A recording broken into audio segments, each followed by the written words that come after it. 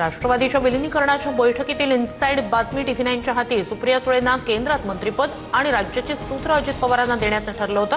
कोल्हे प्रदेशाध्यक्ष जयंत पाटील कॅबिनेट मंत्री तर रोहित पवार यांना राज्यमंत्रीपद देण्याचाही निर्णय झाला होता। सूत्रांची माहिती।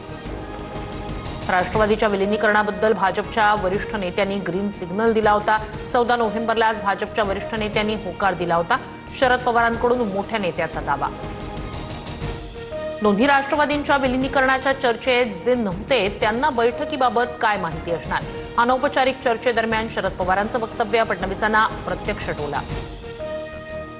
भविष्यात दोन्ही राष्ट्रवादी एकत्रीकरणासाठी स्थानिक निवडणुका एकाच चिन्हावर लढणं गरजेचं असं अजित पवार म्हणाले होते।